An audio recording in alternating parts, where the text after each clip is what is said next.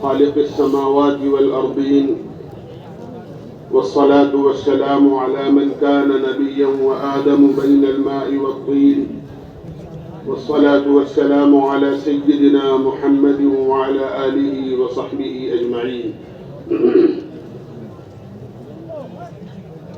أما بعد فأعوذ بالله من الشيطان الرجيم. بسم الله الرحمن الرحيم. ومن أحسن قولا ممن دعا إلى الله وعمل صالحا وقال إنني من المسلمين. صدق الله العظيم. میرے بھائیوں، دوستوں، عزیزوں اور بزرگوں،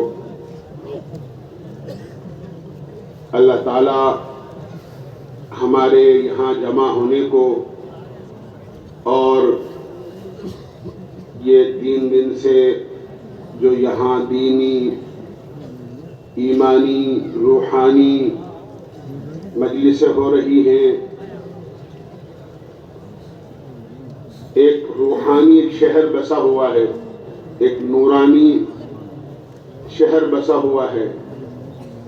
اللہ اس کو قبول فرمائے اور ہماری زندگی کے بدلنے کا ذریعہ اس کو بنا دے. اس وقت ایک بڑی تعداد ان حضرات کی ہے جو اللہ کے راستے کے اندر جا رہے ہیں، اور یہ صرف اچانک کوئی شکل وجود میں نہیں آئی ہے، بلکہ سال بھر سے ایک محنت ہو رہی ہے. اجتماع آئے گا، ہم 4 مہینے میں اللہ کے راستے میں جائیں گے، چلے میں جائیں گے، اللہ کے راستے میں نکلیں گے. 20 چکر ہمارے گھر کے تشکیل والوں نے لگائے. اس سخت سردی کے موسم میں نہ صبح دیکھی، نہ شام دیکھی، نہ رات دیکھی، نہ دن دیکھا، اور ہماری تھوڑیوں میں ہاتھ ڈال کر خوشامد کر کے دین کے اور دین پر چلنے کے فائدے ہمیں سمجھا کر اور تشکیل کی، اللہ کے راستے میں آمادہ کیا. اور یہاں تک کہ اللہ نے ان کی محنت کو ذریعہ بنا کر ایک بڑے مجمع کو اپنے راستے میں نکلنے کے لیے قبول فرمایا اور آمادہ فرمایا. اللہ تعالیٰ اس کو بے حد مبارک فرمائے. اللہ کے راستے میں نکلنا یہ اللہ کے نزدیک بہت بڑا عمل ہے. اللہ کے نبی علیہ الصلاۃ والسلام نے ایک جماعت تیار کی، اس میں 3 آدمیوں سے متعلق کچھ باتیں ارشاد فرمائی، اور یہ فرمایا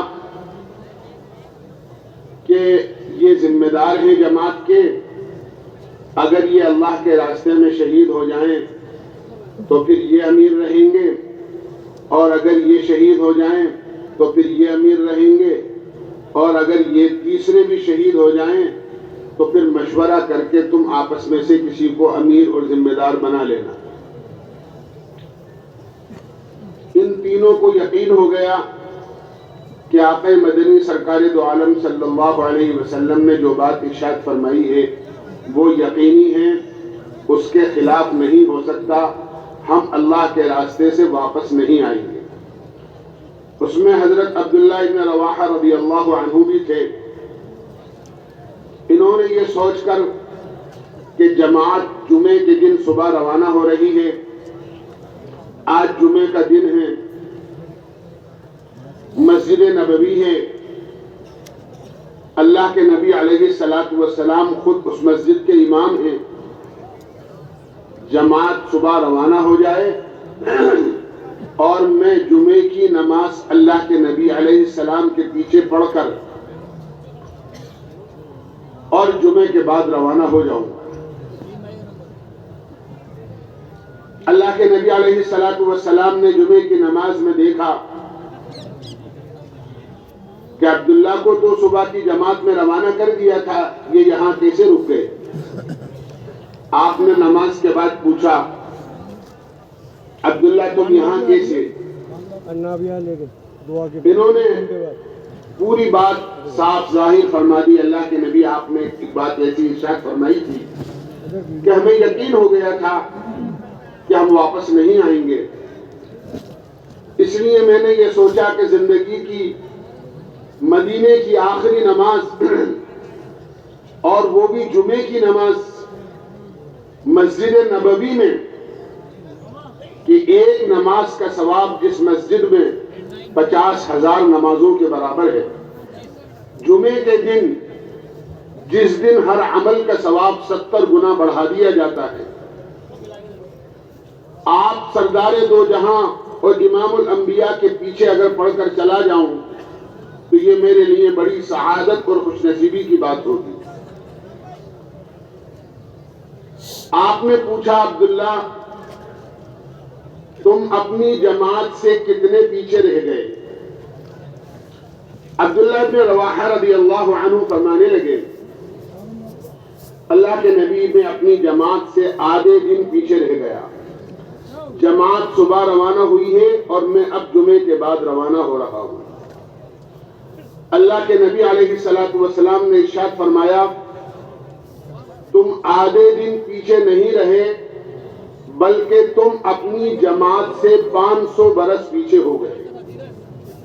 اور پھر یوں فرمایا لَغَدْوَةٌ أَوْ رَوْحَةٌ فِي سَبِيلِ اللَّهِ خَيْرٌ مِّنَ الدُّنْيَا وَمَا فِيهَا، ایک صبح یا ایک شام اللہ کے راستے کی یہ دنیا اور دنیا میں جو کچھ ہے ان سب سے زیادہ بڑھ کر ہے۔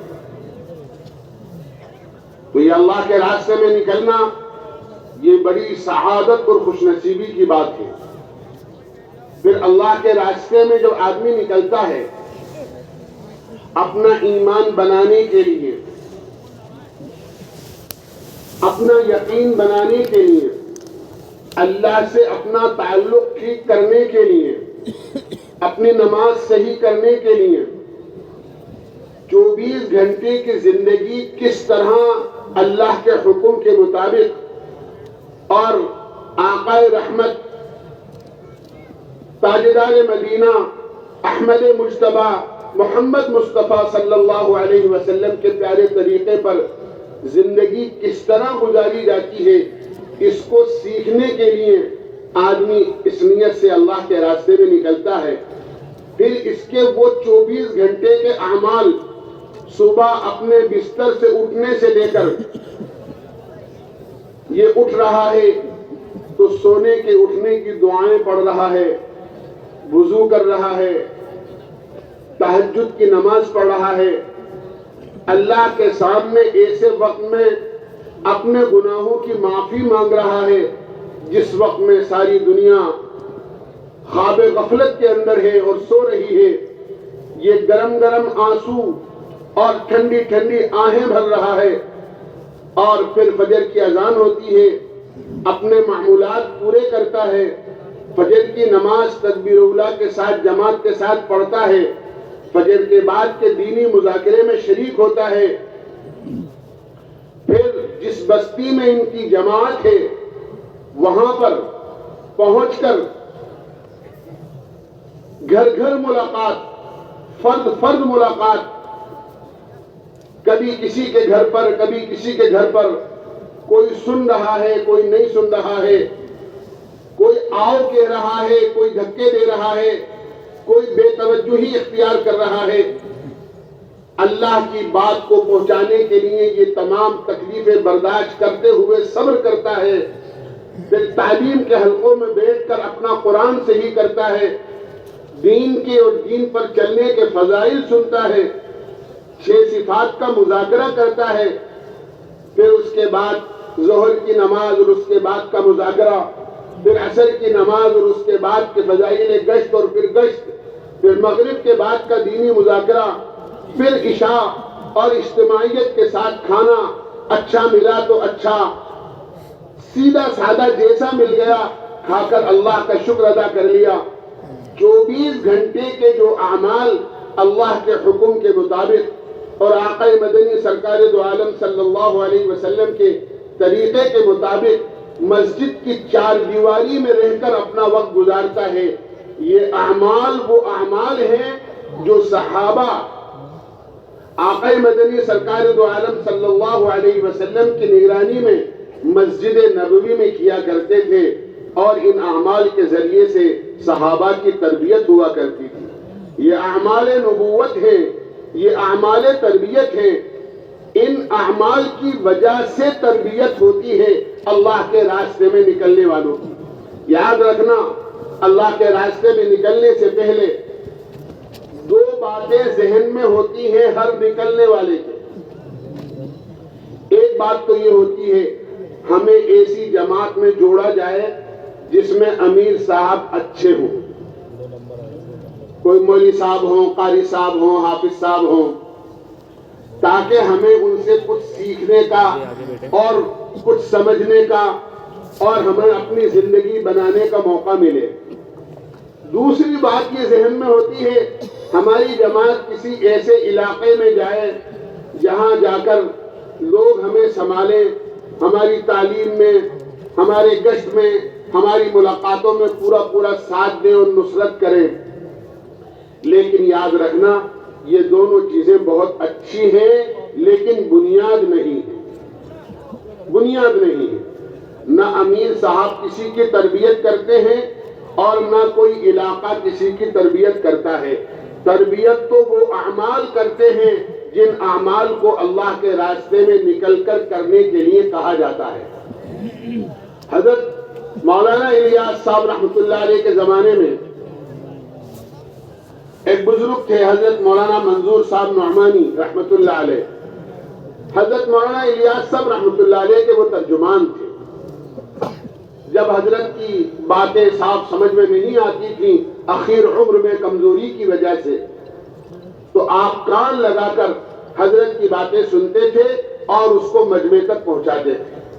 حضرت رائے پوری رحمۃ اللہ علیہ سے بیعت تھے، حضرت رائے پوری رحمۃ اللہ علیہ کی خدمت میں جایا کرتے تھے، لیکن جب بھی جاتے تھے خط لکھ کر اجازت حاصل کرتے تھے اور اس کے بعد پھر تشریف لے جایا کرتے تھے جب اجازت مل جاتی تھی۔ ایک دن حضرت رائے پوری رحمۃ اللہ علیہ نے دیکھا حضرت مولانا منظور صاحب نعمانی مجلس میں موجود ہیں اور پہلے سے آنے کی کوئی اطلاع اور کوئی خبر نہیں تھی۔ ذکر کی مجلس سے جب فارغ ہوئے تو مولانا کو دیکھ کر حضرت رائے پوری نے فرمایا، مولانا آپ یہاں کوئی آمد کی اطلاع بھی نہیں، ہمیں کوئی خبر بھی نہیں آپ تشریف لانے والے ہیں، کیسے آنا ہوا؟ حضرت مولانا منظور صاحب نعمانی رحمۃ اللہ علیہ نے فرمایا، حضرت میں اس وقت میں جماعت میں آیا ہوں، میرے ساتھ جماعت ہے جو رائے پور بستی میں گھیری ہوئی ہے، اس وقت موقع تھا اس لیے آپ کی خانقاہ میں ذکر کی مجلس میں شرکت کے لیے حاضر ہو گیا ہوں، جماعت لے کر آیا ہوں۔ حضرت رائے پوری بیٹھ گئے اور فرمایا، مولانا آج میں آپ سے یہ پوچھنا چاہتا ہوں کہ لوگ جماعت میں جا کر کرتے کیا ہیں؟ لوگوں نے کچھ غلط فہمی کے اندر مبتلا کر رکھا تھا کہ جماعت میں لوگ جاتے ہیں، مسجد میں قیام کرتے ہیں، مسجد کی بے ادبی ہوتی ہے، وہیں کھاتے ہیں، وہیں پیتے ہیں، وہیں سوتے ہیں۔ حضرت مولانا منظور صاحب نعمانی رحمۃ اللہ علیہ نے حضرت کو وہ باتیں ارشاد فرمائیں جو حضرت مولانا الیاس صاحب رحمۃ اللہ علیہ اللہ کے راستے میں جانے والی جماعتوں کو بتایا کرتے تھے۔ دعوت میں وقت گزارنا ہے، تعلیم و تعلم میں وقت گزارنا ہے، یہ انفرادی اعمال ہیں، یہ اجتماعی اعمال ہیں۔ ایک ایک کر کے حضرت نے اس کو ایک پرچے پر لکھ رکھی تھی جو تقریباً 35-40 باتیں تھی۔ حضرت نے وہ پرچہ نکالا اور نکالنے کے بعد جو اعمال میں نے موٹے موٹے ابھی گنوائے ہیں، فجر بعد یہ ہوتا ہے، تعلیم ہوتی ہے، ملاقاتیں ہوتی ہیں، گشت ہوتا ہے، 5 وقت کی نمازیں ہوتی ہیں، سیکھنا سکھانا ہوتا ہے، اللہ سے رونا اور مانگنا ہوتا ہے۔ جب یہ اعمال حضرت کے سامنے گنوائے تو ابھی آدھے اعمال بھی پڑھ کر پرچے سے نہیں سنائے تھے۔ حضرت رائے پوری رحمۃ اللہ علیہ نے فرمایا، مولانا بس پرچہ واپس آپ جیب میں رکھ لیجئے۔ حضرت نے پرچہ بند کر دیا اور حضرت رائے پوری نے فرمایا مولانا اگر واقعی اللہ کے راستے میں نکل کر یہ اعمال کیے جاتے ہیں تو میں خدا کی قسم کھا کر کہتا ہوں جب یہ 40 دن یا 4 مہینے پورے کر کر آئیں گے تو ان میں سے ایک ایک اللہ کا ولی بن کر آئے گا۔ یہ اعمال ولی گر ہیں، یہ ہمیں اللہ کا ولی بنانے والے ہیں، یہ اعمال ہمیں اللہ کا اور اللہ کے نبی کا تعلق دلانے والے اعمال ہیں۔ اس لیے میرے بھائیوں دوستوں بزرگوں اللہ کے راستے میں جانے والے ان اعمال کو اہتمام کے ساتھ کریں۔ تعلیم کے حلقے میں ایک ایک جس بستی میں جائیں کوشش یہ کریں کہ اللہ تعالیٰ اس بستی کی ایک ایک فرد کے اندر دین اور دین کی محنت کو زندہ کر دے۔ سارے کام مشورے کے ساتھ کرنا ہے، امیر کی اطاعت کے ساتھ کرنا ہے۔ امیر کوئی حاکم نہیں ہوتا ہے کہ صاحب امیر کوئی آرڈر کرنے والا ہو، حکم کرنے والا ہو۔ امیر تو خادم ہوتا ہے لیکن اللہ کا تعلق ملنے کا بہت بڑا ذریعہ ہوتا ہے۔ اللہ کے نبی علیہ السلام نے ارشاد فرمایا جس نے اپنے امیر کی بات کو مانا اس نے میری بات کو مانا، اور جس نے میری بات کو مانا اس نے اللہ کی بات کو مانا۔ گویا امیر دروازہ ہے اس بات کا کہ اللہ اور اس کے رسول کی بات ماننا ہمارے لیے آسان ہو جائے۔ مسجد کی 4 دیواری میں رہنے کا اپنے آپ کو عادی بنانا۔ آدمی مسجد میں رہتا ہے بہت سارے فتنوں سے محفوظ رہتا ہے۔ اللہ کے نبی علیہ السلام کے پاس ایک یہودی عالم آئے اور آ کر اللہ کے نبی سے سوال کیا، اے اللہ کے رسول بتائیے دنیا میں سب سے اچھی جگہ کون سی ہے اور دنیا میں سب سے خراب جگہ کون سی ہے؟ مشکاہ شریف کی روایت ہے اللہ کے نبی علیہ السلام کا معمول تھا آپ اپنی جانب سے کوئی بات ارشاد نہیں فرمایا کرتے تھے جب تک کہ آپ پر وحی کے ذریعے سے وہ بات نہیں بتا دی جاتی تھی۔ وَمَا يَنْطِقُ عَنِ الْهَوَىٰ إِنْ هُوَ إِلَّا وَحْيٌ يُوحَىٰ۔ آپ نے انتظار کیا، جبریل امین تشریف لائے، جبریل امین سے پوچھا جبریل مجھ سے سوال کیا گیا ہے کہ دنیا میں سب سے اچھی جگہ کون سی ہے اور دنیا میں سب سے خراب جگہ کون سی ہے؟ جبریل امین فرمانے لگے مَل مَسْئُولُ عَنْهَا بِأَعْلَمَ مِنَ السَّائِلِ، آپ جس سے پوچھ رہے ہیں وہ پوچھنے والے سے زیادہ نہیں جانتا ہے۔ گویا اشارہ تھا اس بات کی طرف کہ اس سوال کا جواب تو مجھے بھی معلوم نہیں ہے، میں جو کچھ پیغام آپ تک پہنچاتا ہوں وہ اللہ کی بات ہوتی ہے، میں امین ہوں، اپنی جانب سے اللہ کے پیغام میں کوئی چیز شامل نہیں کرتا، جو کچھ اللہ کی طرف سے ارشاد ہوتا ہے وہ میں آپ کو آ کر بتا دیتا ہوں، اگر آپ اجازت دیں تو میں اللہ سے پوچھ کر اس کا جواب دے سکتا ہوں۔ اللہ کے نبی نے فرمایا جبریل جاؤ۔ جبریل تشریف لے گئے اور تھوڑی دیر بعد میں واپس آئے اور اتنے خوش تھے کہ اللہ کے نبی علیہ السلام نے کبھی جبریل کو اتنا خوش نہیں دیکھا تھا۔ آپ نے فرمایا جبریل پہلے تو یہ بتاؤ کہ اتنے خوش کیوں ہو، سوال کا جواب تو بعد میں بتانا۔ جبریل امین نے عرض کیا اے اللہ کے نبی روزانہ اللہ کا پیغام اللہ کی طرف سے آپ کے پاس اللہ کے حکم سے لے کر آتا ہوں، آج جب زمین سے آسمان پر گیا تو آپ اللہ کے محبوب ہیں، اللہ کے حبیب ہیں، آپ کا قاصد بن کر گیا تھا، آپ کی طرف سے بھیجا گیا تھا، اللہ نے آپ کی نسبت کی وجہ سے مجھے اتنا قرب نصیب کیا، اتنا قرب نصیب کیا کہ آج تک میں کبھی بھی اللہ کی ذات سے اتنا قریب نہیں ہو سکا۔ صرف 70,000 پردے نور کے حائل تھے لیکن پھر بھی اتنا قرب زندگی میں مجھے کبھی نصیب نہیں ہوا،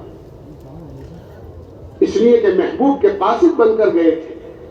اس کے بعد سوال کا جواب ارشاد فرمایا کہ اللہ تعالیٰ ارشاد فرماتے ہیں خیر البقاء مساجدها وشر البقاء اسواقها، کہ دنیا میں سب سے اچھی اور مقدس جو جگہ ہیں وہ مسجدیں ہیں اور دنیا میں سب سے خراب جگہ بازار ہے،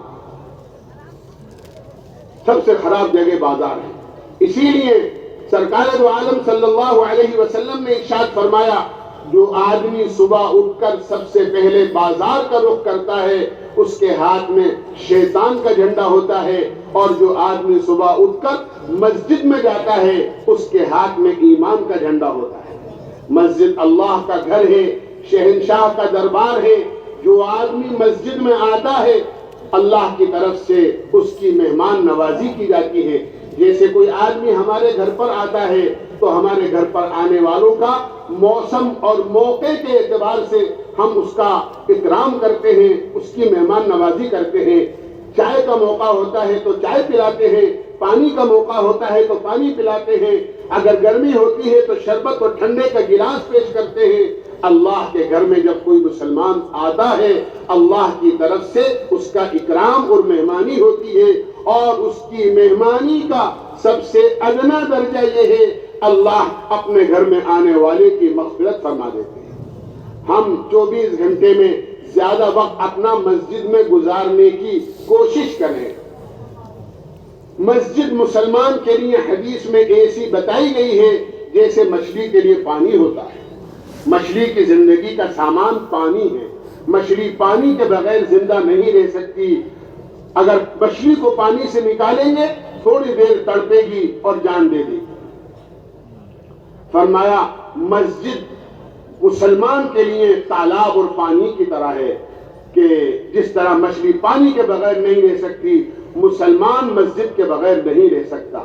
اللہ کے نبی علیہ السلام نے ارشاد فرمایا قیامت کا وہ میدان جب سورج انتہائی قریب ہوگا اور تپش اس کی پوری موجود ہوگی، اور اس دن سوائے عرش کے سائے کے کوئی سایہ نہیں ہوگا، اللہ 7 قسم کے آدمیوں کو عرش کا سایہ عطا فرمائیں گے۔ ان میں ایک وہ مسلمان بھی ہوگا جس کا دل مسجد میں اٹکا رہتا ہو، اگر اپنی ضرورت سے مسجد سے باہر بھی جاتا ہے تو وہ مسجد میں آنے کی تمنا کرتا ہے کس طرح میں جلدی سے اپنی ضرورت سے فارغ ہوں اور مسجد میں چلا جاؤں۔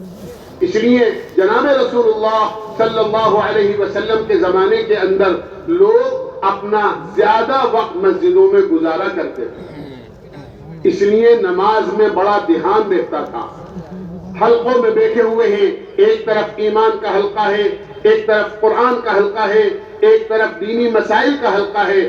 ان مسائل کے اور ایمان کے اور علم کے حلقوں سے اٹھ کر نماز میں شریک ہوتے تھے تو نیت باندھنے سے لے کر سلام پھیرنے تک ان کو اللہ ہی کا دھیان ہوتا تھا۔ ہم لوگ نماز اگر پڑھتے بھی ہیں تو بازار سے دکان سے اٹھ کر بھاگے دوڑے مسجد میں جاتے ہیں، کسی کے تکبیر اولا ہاتھ آ گئی تو آ گئی، کسی کے 1 رکعت ہاتھ آئی، کسی کے 2 رکعت ہاتھ آئی، کوئی سلام پھیرنے سے پہلے امام کے شریک ہوا، کیونکہ بازار اور دکان اور کاروبار اور مزدوری اور بازار کے ماحول سے اٹھ کر جب مسجد میں جا کر اللہ کے سامنے نیت باندھ کر کھڑے ہوتے ہیں تو نماز ختم ہو جاتی ہے، اور نماز کی ہر رکعت میں اللہ کے دھیان کے بجائے ہمیں اپنی دکان کا، کاروبار کا، کوئی سوچتا ہے پیکٹ کھلا چھوڑ کر آیا ہوں کہیں مال ادھر ادھر تو نہیں ہو جائے گا، کہیں ایسا تو نہیں ہے دیر ہو جانے کی وجہ سے جو لینے والا بائر ہے وہ اڑ جائے اور مال کی خریداری نہیں ہو سکے۔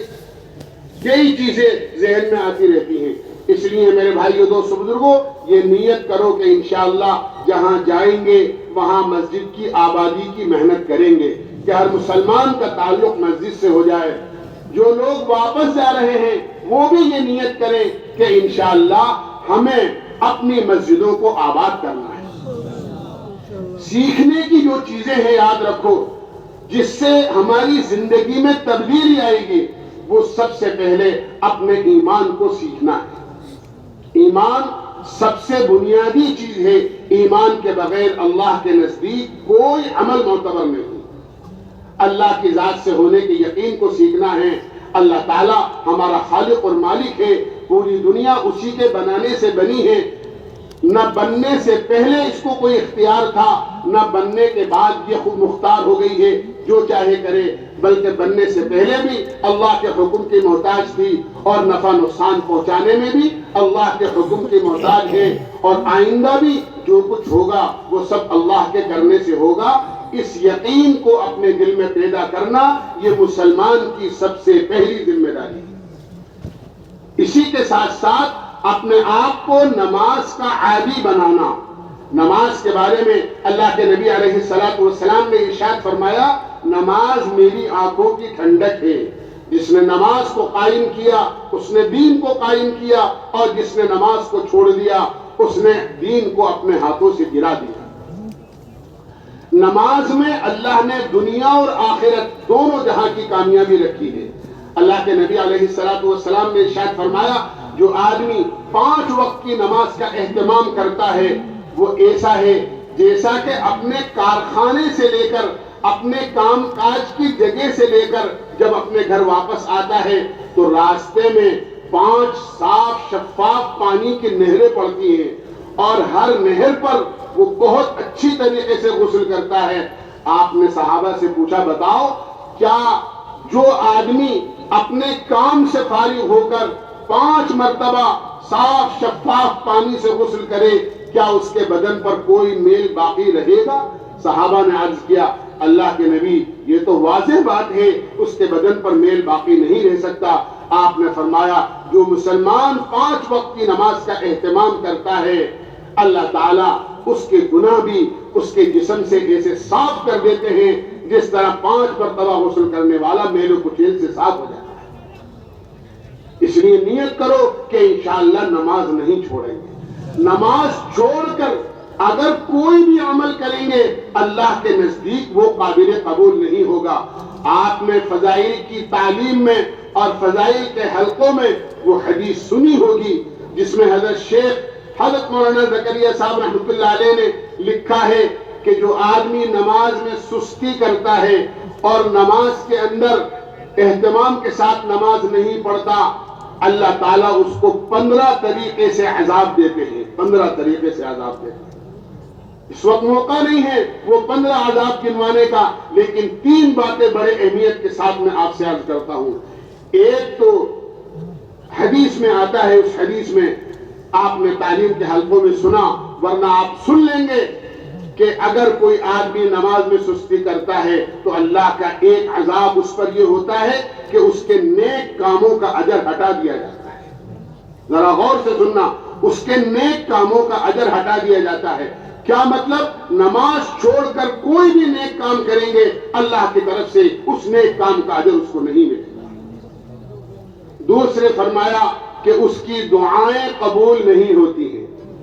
آدمی نماز چھوڑ رہا ہے اور لمبے لمبے ہاتھ اٹھا کر پریشانی کے موقع پر اپنی پریشانی کا اللہ کے سامنے اظہار کر رہا ہے، اللہ اس کی دعا کو سنتے بھی نہیں، اس کی دعا قبول نہیں ہوتی۔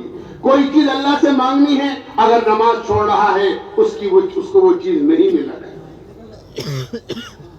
تیسرے فرمایا نیک اور اللہ کے مقبول بندوں کی دعاؤں میں سے اس کا استحقاق ختم کر دیا جاتا ہے، یعنی نیک اور مقبول بندے اس کے حق میں اگر اللہ سے دعا کرے تو اللہ ان کی دعا بھی اس کے حق میں قبول نہیں کرتا۔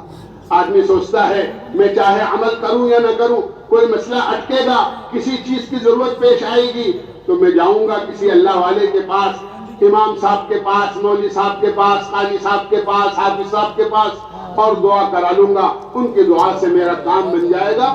فرمایا ان کی دعائیں بھی بے نمازی کے حق میں قبول نہیں۔ آپ کو یاد ہوگا ایک صحابی نے اللہ کے نبی علیہ السلام کی خدمت کی، آپ استنجے سے تشریف لائے اور جب واپس تشریف لائے استنجے سے آپ نے دیکھا وضو کے لیے لوٹا رکھا ہوا ہے، مسواک رکھی ہوئی ہے۔ آپ بڑے خوش ہوئے، آپ نے پوچھا کس نے رکھا ہے؟ فرمایا فلاں نے رکھا ہے۔ اللہ کے نبی علیہ السلام نے خدمت سے خوش ہو کر فرمایا مانگو کیا مانگتے ہو؟ انہوں نے موقع غنیمت سمجھا، آج اللہ کے نبی علیہ السلام موم میں ہیں اور آپ فرما رہے ہیں مانگو کیا مانگتے ہو؟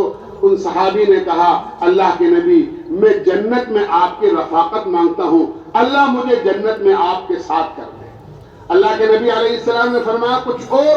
فرمایا کہ نہیں، صرف یہ چاہتا ہوں۔ آپ نے فرمایا سجدوں کی کثرت سے میری دعا کی مدد کرنا، سجدوں کی کثرت سے میری دعا کی مدد کرنا۔ معلوم ہوا اگر جس کے حق میں دعا کی جا رہی ہے اگر اس کے وہ سجدے نہیں کر رہا ہے، گویا نماز کا اہتمام نہیں کر رہا ہے، تو سردار انبیاء بھی اگر اس کے حق میں دعا کریں گے تو ان کی دعا قبول نہیں ہوگی اس کے۔ آپ نے فرمایا سجدوں کی کثرت سے میری دعا کی مدد کرنا۔ اس لیے میرے بھائیوں دوستو بزرگوں، آج سے یہ طے کرو کہ انشاءاللہ زندگی میں کبھی بھی نماز نہیں چھوڑیں۔ نماز کسی حال میں معاف نہیں ہے، کسی حال میں معاف نہیں ہے۔ ہمیں حکم ہے ہم نماز کا اہتمام کریں، اور نماز کے اہتمام میں وضو کر کے پڑھو، پاکی صفائی کے ساتھ پڑھو۔ اگر کوئی آدمی عذر کی وجہ سے، بیماری یا پانی کے نہ ملنے کی وجہ سے وضو نہیں کر سکتا، فرمایا تیمم کر کے پڑھو، تیمم کر کے پڑھو، معاف نہیں ہے، تیمم کر کے پڑھو۔ ایک آدمی کھڑے ہو کر نہیں پڑھ سکتا، ہمت نہیں ہے، بیمار ہے، کمزور ہے، آپ بیٹھ کر پڑھو۔ کوئی آدمی بیٹھ کر نہیں پڑھ سکتا، لیٹ کر اشارے سے پڑھو، لیکن نماز کسی حال میں معاف نہیں۔ اس لیے ہمیں 5 وقت کی نماز کا اہتمام کرنا ہے۔ یہ نماز کتنی بڑی دولت ہے۔ ایک جماعت ایک ملک میں گئی، تعلیم کے حلقے کے اندر ایک آدمی آتا اور وہ شریک ہوتا اور تھوڑی دیر بیٹھتا اور چلا جاتا۔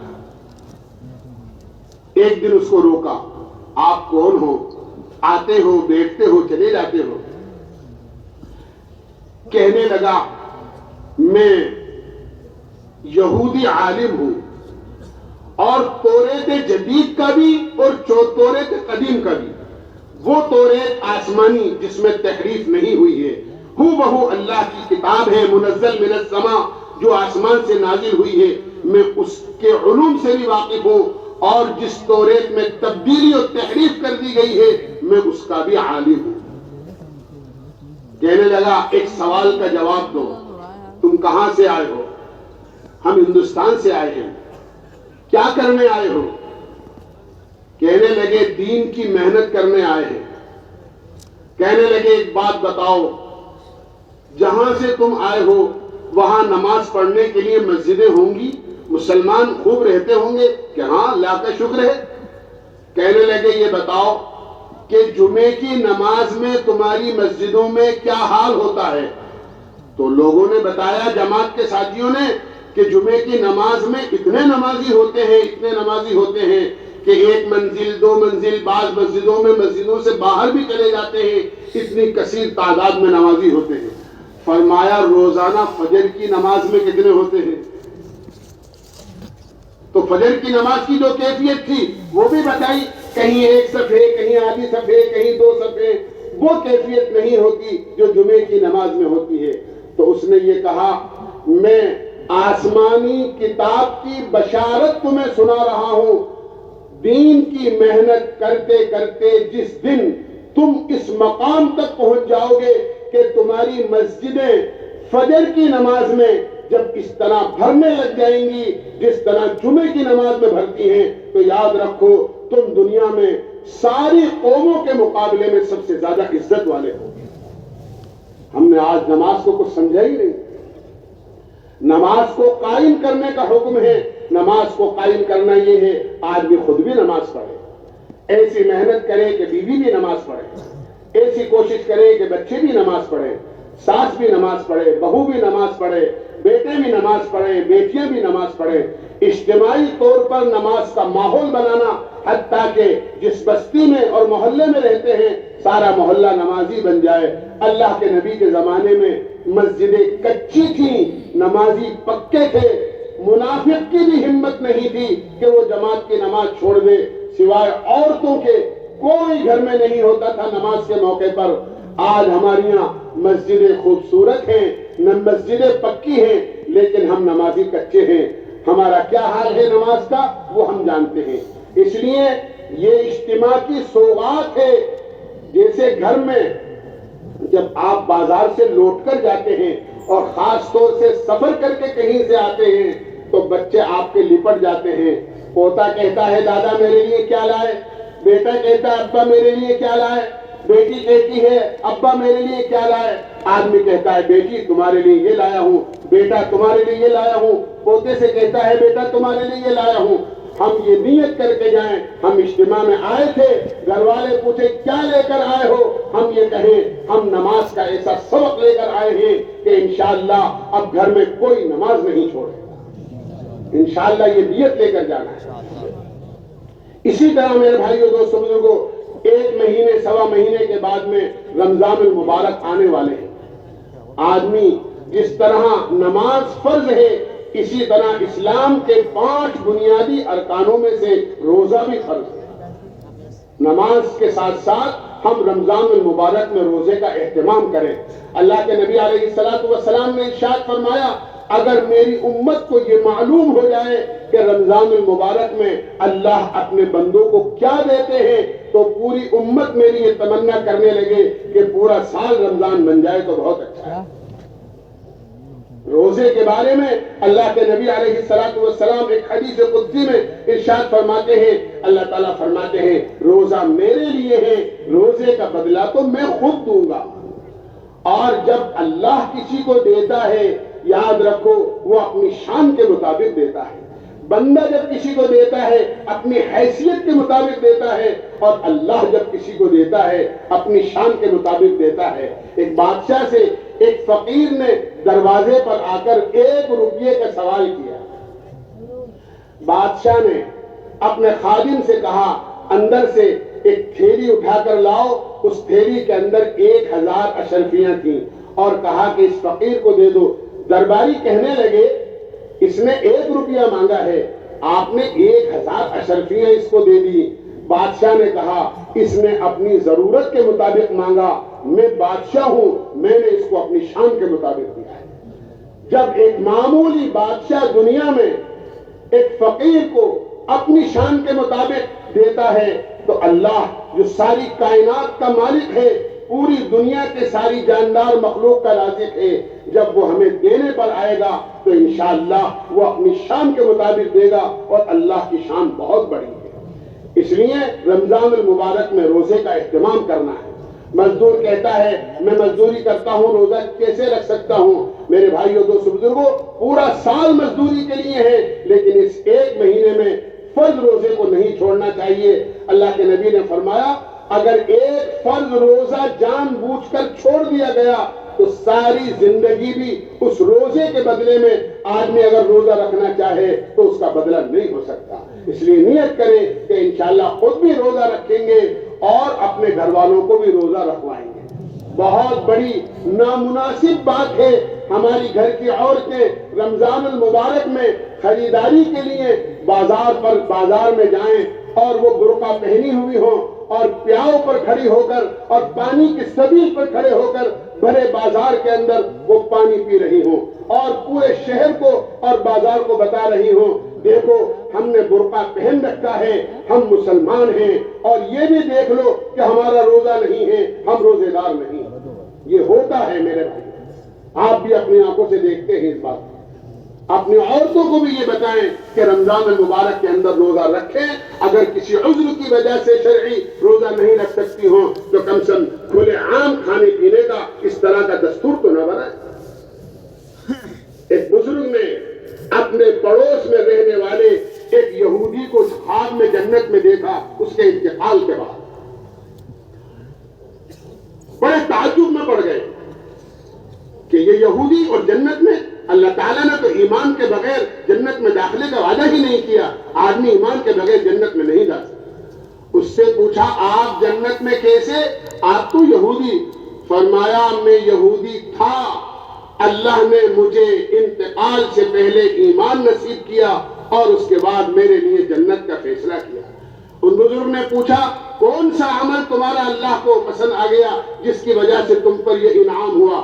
فرمایا ایک مرتبہ رمضان المبارک کے اندر گھر میں اپنے بچوں کے لیے کوئی چیز کھانے پینے کے لے کر آیا تھا، میرے بچے اس کو ہاتھ میں لے کر باہر جانے لگے، میں نے اپنے بچوں کو روکا، خبردار خبردار باہر لے کر مت جانا، اس لیے کہ رمضان چل رہے ہیں، مسلمان بڑے بھی روزہ رکھتے ہیں، حتیٰ کہ ان کی عادت ڈالنے کے لیے وہ بچوں کو بھی روزہ رکھاتے ہیں، تم کھانے پینے کی چیزیں باہر لے کر جاؤ گے اور مسلمانوں کے بچے تمہیں کھاتا پیتے دیکھیں گے، ہو سکتا ہے وہ ان کی طبیعت للچا جائے اور ان کا روزہ خراب ہو جائے. لہذا رمضان کا احترام میں نے کیا.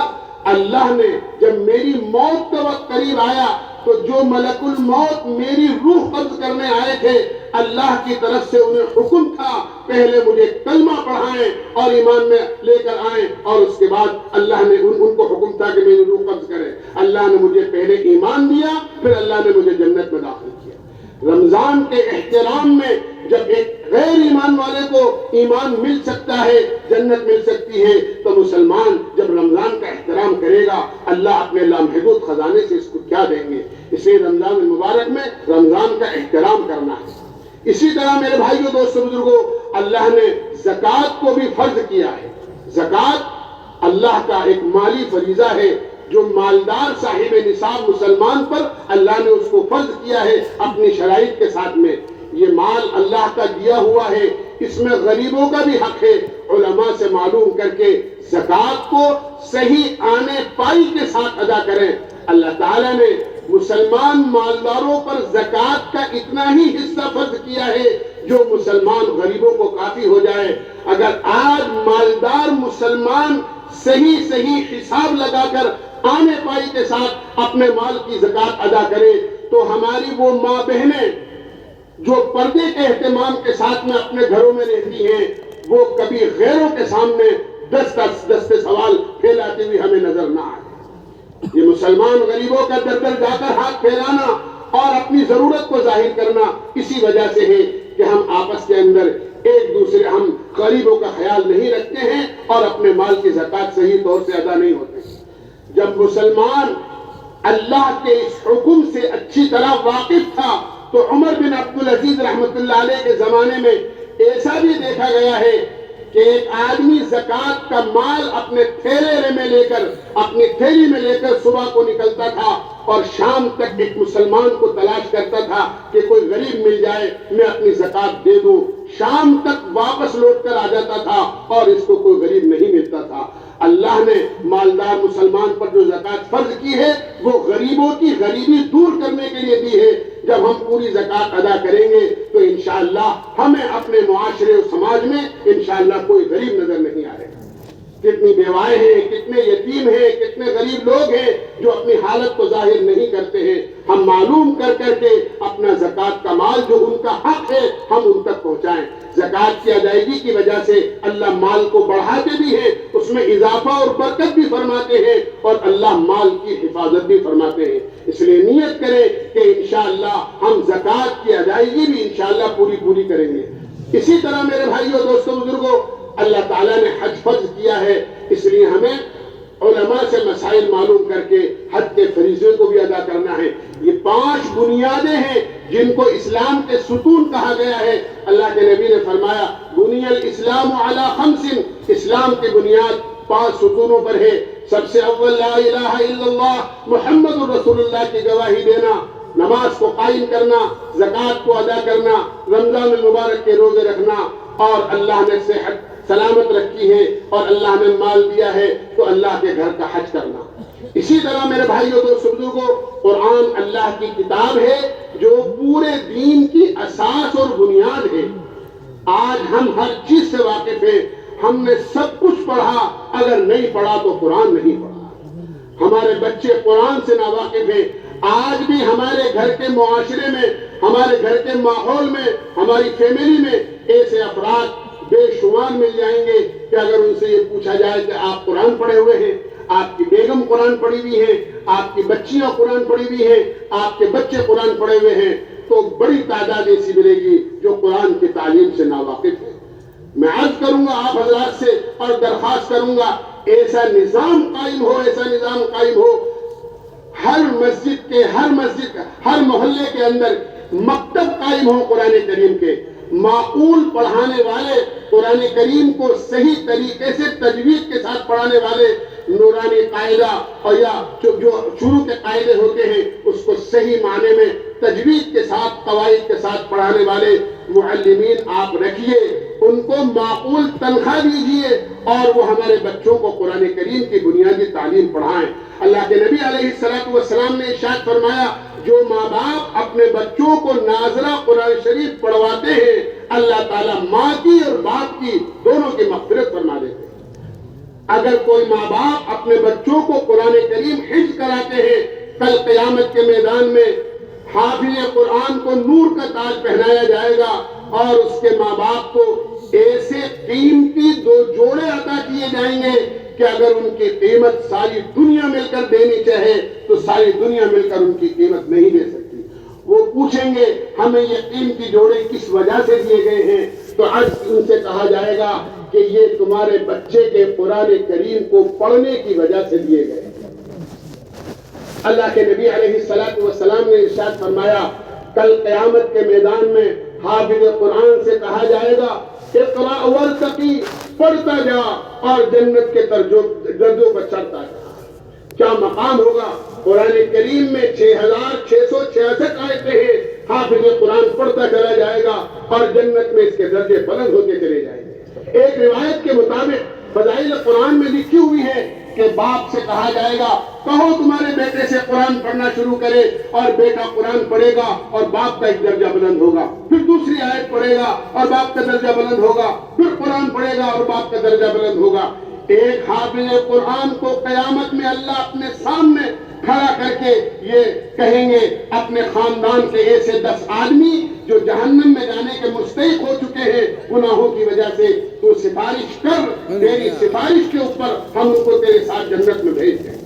ایک حافظ قرآن پورے گھرانے اور پورے خاندان کے لیے بڑی نعمت ہے۔ میں عرض کرتا ہوں اور کرتا رہتا ہوں، آپ سب حضرات سے درخواست کر رہا ہوں، اگر ہم میں سے ہر ایک یہ نیت کر لے کہ انشاءاللہ اپنے بچوں میں سے ایک بچے کو ضرور حافظ قرآن بنائیں گے اور بچوں میں سے ایک بچے کو ضرور عالم دین بنائیں گے، تو انشاءاللہ چند سال کا عرصہ گزرے گا کہ ہر گھر میں حافظ قرآن ہوگا اور ہر گھر میں عالم دین ہوگا۔ ایسا نظام قائم ہو، کوئی بچہ ہمارا اور کوئی بچی ایسی نہ بچے جو قرآن پڑھی بھی نہ ہو، دین کی بنیادی تعلیم سے ناواقف ہو۔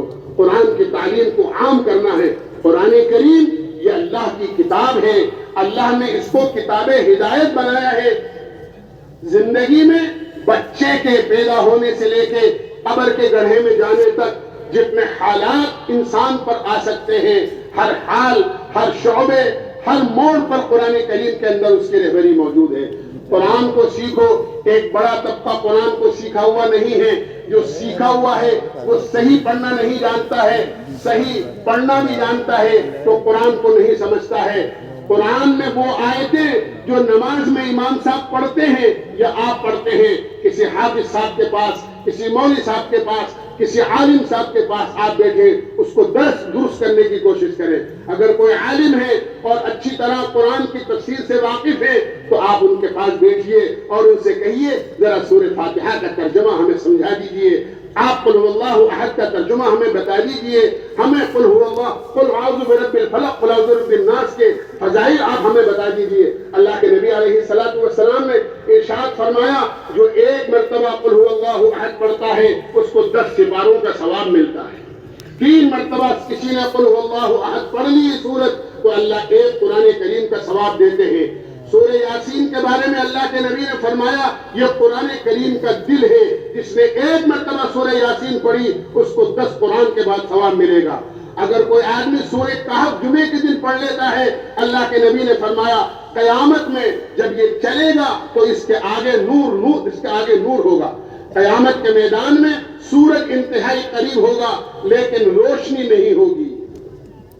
جیسے رات کو سورج غروب ہو جاتا ہے اور دنیا میں اندھیرا چھا جاتا ہے اور تاریکی چھا جاتی ہے، قیامت میں گرمی پوری ہوگی، لوگ اپنے گناہوں کے بقدر پسینے میں ڈوبے ہوئے ہوں گے، لیکن ہر آدمی جو چلے گا قیامت کے میدان میں وہ اپنے عمل کی روشنی میں چلے گا۔ جس طرح رات کے وقت میں جو گاڑی چلتی ہے سڑک پر وہ اپنی خود کی لائٹ اور روشنی میں چلتی ہے، اور جس کی لائٹ اور گولا فیض ہوتا ہے اس کا چالان کر دیا جاتا ہے. اسی طرح قیامت میں ہر آدمی اپنے عمل کی روشنی میں چلے گا. سورہ کہف پڑھنے والوں کے آگے آگے نور ہوگا اور یہ چلے گا. ایک روایت میں اللہ کے نبی نے فرمایا جو آدمی جمعے کے دن سورہ کہف کی تلاوت کرے آنے والے جمعے تک جتنے فتنے ہوں گے اللہ ان تمام فتنوں سے اس کو محفوظ رکھے گا. آپ نے وضاحت کرتے ہوئے یہ بات بھی فرمائی کہ دجال جیسا فتنہ جس سے ہر نبی نے اپنی امت اور اپنے ماننے والوں کو ڈرایا ہے، اگر دجال کا فتنہ بھی ظاہر ہو جائے تو اللہ سورہ کہف کی جمعے کے دن پڑھنے والے کی دجال کے فتنے سے بھی حفاظت کرے. یہ قرآن کریم کی مقدس صورتیں ہیں. آپ نے فرمایا سورہ ملک کی اگر کوئی آدمی رات کو سوتے وقت میں تلاوت کرے اللہ اس کو عذاب قبر سے محفوظ کر دیتے ہیں. تفسیر ابن کثیر میں علامہ ابن کثیر رحمۃ اللہ علیہ نے لکھا ہے ایک آدمی کا انتقال ہوا. جب اس کو دفن کرنے کے لیے لے جایا گیا قبر میں اس کو دفن کیا گیا اس کے گناہوں کی وجہ سے عذاب کے فرشتے اس کے قبر کے قریب آ گئے. لیکن یہ آدمی سورہ ملک کی رات کو سونے سے پہلے تلاوت کیا کرتا تھا. یہ سورت آڑے آ گئی اور عذاب کے فرشتوں کو قبر میں داخل ہونے سے روک دیا. ان فرشتوں نے جا کر اللہ تعالیٰ سے درخواست کی آپ کے کلام کی ایک سورت ہے جو ہمیں اندر داخل ہونے نہیں دیتی. آپ نے اللہ تعالیٰ نے فرمایا بلاؤ اس سورت کو. جب اس سورت کو بلایا گیا اور اس سے پوچھا گیا کیا بات ہے، ہمارے فرشتے ہیں یہ گناہگار ہیں، تو نے ان کو قبر میں داخل ہونے سے روک دیا. اس سورت نے کہا یہ میری تلاوت کیا کرتا تھا، اگر آپ میری تلاوت کرنے والے کو عذاب دینا چاہتے ہیں تو مجھے اپنے کلام سے باہر نکال دیجئے، مجھے اپنے کلام سے باہر نکال دیجئے، اور اگر آپ مجھے اپنے کلام میں رکھنا چاہتے ہیں آپ میری سفارش قبول کیجئے، اس میرے پڑھنے والے کو عذاب نہیں ہو سکتا. اللہ تعالیٰ نے اس کی مغفرت کا فیصلہ کر دیا. روایت کا مضمون یہ ہے کہ یہ سورت ایک انسانی خوبصورت شکل میں میت کے پاس آتی ہے اور اس میت کے منہ کو بوسہ دے کر یہ کہتی ہے خوشخبری ہو اس منہ کے لیے اور خوشخبری ہو اس جسم کے لیے کہ تیری تلاوت نے تیرے پورے جسم کو جو ہے عذاب سے محفوظ کرا دیا. اس لیے نیت کرو کہ انشاءاللہ قرآن سیکھیں گے اور قرآن پر انشاءاللہ عمل کریں گے اور انشاءاللہ اپنے بچوں کو قرآن سکھائیں گے. اور ہمارے محلے میں کوئی بچہ، کوئی بچی، کوئی عورت، کوئی مرد قرآن پڑھے بغیر رہ جائے انشاءاللہ ایسا ہونے نہیں دیں گے. سب انشاءاللہ قرآن سیکھیں اور قرآن پڑھیں، اس کی کوشش کریں گے بھائی انشاءاللہ. اسی طرح میرے بھائیوں دوستوں بزرگوں اللہ کے نبی علیہ السلام ساری دنیا کے لیے رحمت بن کر آئے ہیں. اپنے معاشرے کے اندر اچھا مسلمان وہ ہوتا ہے جو اپنے بڑے سے اللہ سے بھی اچھا تعلق رکھے اور اپنے ساتھ رہنے والوں سے بھی اچھا تعلق رکھے. ایک اللہ کی ذات ہے، اللہ کی ذات ہے، وہ ہمارا بڑا ہے، ہمارا خالق اور مالک ہے. ہمیں اس کی عبادت کرنی ہے، اس کی بندگی کرنی ہے، اس کے احکامات پر عمل کرنا ہے. اس کا حکم نہیں توڑنا ہے، اس کا حکم نہیں توڑنا ہے. اس کا حکم ساری زمین و آسمان کے خزانوں سے زیادہ قیمتی. محمود نے ایک مرتبہ، محمود بادشاہ نے ایک مرتبہ ایاز کا امتحان لیا، اس لیے کہ ایاز سے محمود کو سب سے زیادہ محبت تھی. سارے درباری حیرت کرتے تھے ایاز غلام ہیں اور ہم درباری اور خاندانی لوگ ہیں، ہم سے اتنی محبت بادشاہ نہیں کرتے جتنی اس غلام سے محبت کرتے. چنانچہ بادشاہ کو ایک دن بتانا تھا کہ مجھے ایاز سے کیوں محبت ہے. سارے درباری جمع ہوئے، ایک قیمتی ہیرا منگایا گیا، سب کے درمیان میں رکھ کر بادشاہ نے اپنے درباریوں میں سے ایک سے کہا ذرا اسے توڑ دو. بادشاہ سلامت، آپ کے خزانے میں یہ انمول موتی ہے، دوسرا نہیں ہے، اس کا ثانی نہیں ہے، اس کو کیسے توڑ دوں؟ آپ خیریت سے تو ہیں، طبیعت تو ٹھیک ہے، سر میں تو درد نہیں ہے آپ کے، آپ کو رات کو نیند تو نہیں آئی، ایسا تو نہیں ہو گیا؟ نہیں توڑا، دوسرے کو دیا. بادشاہ سلامت کیا کہہ رہے ہیں؟ خزانے کا انمول موتی ہے اور آپ کہہ رہے ہیں اسے توڑ دو. یہاں تک کہ سب نے اس کو توڑنے سے منع کر دیا. جب ایاز کا نمبر آیا، ایاز کو حکم دیا ایاز اسے توڑو. ایاز نے ایک پتھر اٹھایا اور زور سے مارا تو ہیرے کے اور موتی کے ٹکڑے ٹکڑے ہو گئے۔ لوگوں نے کہا ہم پہلے ہی کہتے تھے کہ یہ پاگل ہے، بے وقوف ہے، اس سے بادشاہ محبت کرتے ہیں، اتنا قیمتی ہیرا جس کا کوئی ثانی خزانے میں نہیں تھا یہ توڑ دیا اس نے۔ بادشاہ نے پوچھا ایاز سب نے نہیں توڑا، تم نے کیسے توڑ دیا؟ ایاز نے کہا میرے سامنے دو چیزیں تھیں، ایک طرف ہیرا تھا، ایک طرف آپ کا حکم تھا، میرے نزدیک ہیرے سے زیادہ آپ کے حکم کی قیمت تھی، اگر میں ہیرا نہیں توڑتا تو آپ کا حکم ٹوٹ جاتا، میں نے آپ کا حکم توڑنے کے مقابلے میں ہیرے کے توڑنا زیادہ مناسب سمجھا کہ ہیرا چاہے ٹوٹ جائے دوسرا آ جائے گا لیکن آپ کا حکم نہیں ٹوٹنا چاہیے۔ میرے بھائی اور دوستو بزرگوں، کبھی ہم بھی سوچتے ہیں اللہ کا حکم ہے جو ساری دنیا کا خالق اور مالک ہے، اس کا حکم نہیں ٹوٹنا چاہیے۔ اس لیے ہمیں اللہ سے بھی اپنا تعلق قائم کرنا ہے، زندگی میں کوئی حکم اس کا نہ ٹوٹے۔ دوسرے جناب رسول اللہ صلی اللہ علیہ وسلم رحمت للعالمین ہیں، آپ اللہ کے یہاں سے ایسا پاک پاکیزہ صاف ستھرا روشن طریقہ زندگی بسر کرنے اور زندگی گزارنے کا ہمارے لیے لے کر آئے ہیں۔ آپ نے ہمیں بچے کے پیدا ہونے سے لے کر اور قبر میں دفن کیے جانے تک پوری زندگی میں جتنے حالات آتے ہیں ہر موڑ پر اور زندگی کے ہر شعبے کی آپ نے رہبری کی۔ اللہ کے نبی علیہ السلام آپ نے فرمایا ترکتکم علی شریعۃ بیضاء لیلھا کنہارھا، میں تمہیں ایسی پاک پاکیزہ روشن شریعت دے کر جا رہا ہوں، ایسی پاک پاکیزہ روشن شریعت دے کر جا رہا ہوں جس میں رات کا اور اندھیرے کا کوئی قصہ نہیں ہے بلکہ اس کی رات بھی دن کی طرح روشن ہے۔ آپ نے ہمیں ایمان سکھایا، نماز سکھائی، قرآن سکھایا، روزہ رکھنا سکھایا، زکوٰۃ دینی سکھائی، حج کرنا سکھایا، سچ بولنا سکھایا، ماں کے اور باپ کے ساتھ رہنا سکھایا، بچوں کی تربیت کا طریقہ سکھایا، آپ نے ہر چیز ہمیں سکھائی ہے۔ آپ نے فرمایا ماں باپ بڑی نعمت ہے اور ماں باپ کا درجہ اللہ نے اپنے درجے کے بعد رکھا ہے۔ وَقَضَىٰ رَبُّكَ أَلَّا تَعْبُدُوا إِلَّا إِيَّاهُ وَبِالْوَالِدَيْنِ إِحْسَانًا، اللہ کی عبادت کی جائے اور ماں باپ کی نافرمانی نہیں کی جائے، ان کے ساتھ حسن سلوک کیا جائے۔ ماں باپ کی دعا اور ماں باپ کے دل کو سکون پہنچانا اور ماں باپ کی رضا کتنی بڑی چیز ہے، اللہ نے اپنی رضا کو ماں باپ کی رضا کے ساتھ جوڑ دیا ہے۔ جس نے ماں باپ کو راضی کیا اس نے اللہ کو راضی کیا، جس نے ماں باپ کو تکلیف پہنچائی اس نے تو اللہ کو تکلیف پہنچائی اور اللہ کو ناراض کر دیا۔ میرے بھائی اور دوست بزرگوں، ماں باپ بے لوث محبت اپنی اولاد سے کرتے ہیں، بے لوث محبت اپنی اولاد سے کرتے ہیں۔ دنیا کی ساری محبتیں اغراض کے ساتھ وابستہ ہیں لیکن ماں باپ کی محبت کسی غرض کے ساتھ وابستہ نہیں ہوتی ہے۔ ایک آدمی، اس کی والدہ بہت بوڑھی تھی، وہ تہجد کے لیے اٹھا اور اٹھنے کے بعد نماز پڑھنے لگا، ماں نے آواز دی کراہتے ہوئے بیٹا بیٹا، یہ سوچنے لگا میری ماں تو بوڑھی ہے، رات کو نیند نہیں آتی ہے، یہ تو بڑھاپے میں ایسی ہی آواز دیتی رہتی ہے، یہ اپنے تہجد میں مشغول رہے۔